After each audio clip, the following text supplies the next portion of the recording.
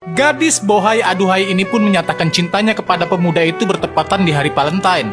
Ramya dan Aripu adalah teman satu angkatan di universitas. Aripu sangat terkejut mendengar permintaan Ramya yang menginginkannya menjadi kekasihnya, bukan tanpa alasan.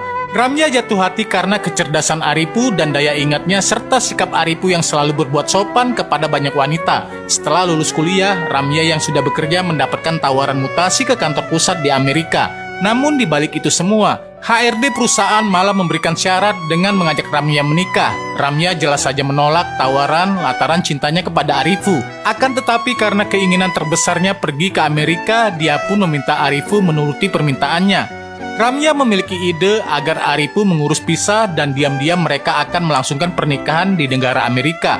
Namun Aripu tidak bisa melakukan hal tersebut lantaran dia masih memiliki seorang adik perempuan bernama Akila. Sekedar informasi, Aripu dan Akila ternyata sudah menjadi yatim piatu sejak mereka duduk di bangku sekolah dasar.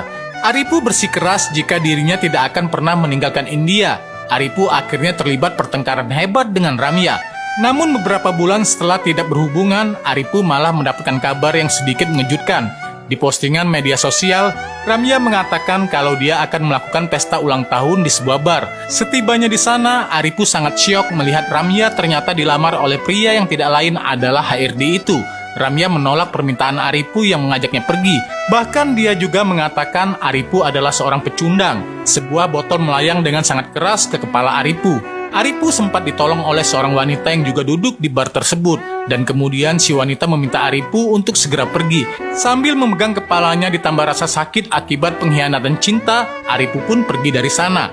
Beberapa intel datang melakukan razia terkait kasus penyelundupan narkoboy, dan di saat yang bersamaan, Aripu malah terjatuh ke dalam kolam renang. Di momen ini, Aripu merasa jika yang dikatakan ayahnya dahulu kini menjadi kenyataan. Berdiam diri di dalam air ternyata membuat jiwa sakral Aripu keluar dan menembus waktu di kejadian yang terjadi sebelumnya. Di waktu sekarang, Aripu duduk terdiam seperti momen di mana dia duduk di dasar kolam. Dan saat Drup hendak membangunkannya, Aripu malah kejang dan tidak sadarkan diri. Dia dibawa ke rumah sakit dan ditangani dokter ahli saraf bernama Parigis. Beliau mengatakan jika Aripu memiliki daya ingat yang sangat kuat. Bahkan sepanjang sejarah hanya ada 50 orang yang memiliki kelebihan seperti itu.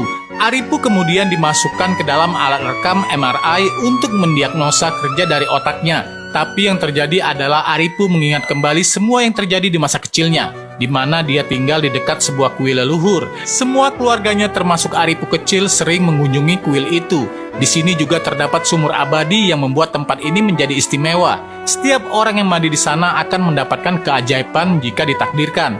Melihat semua orang mandi di sana,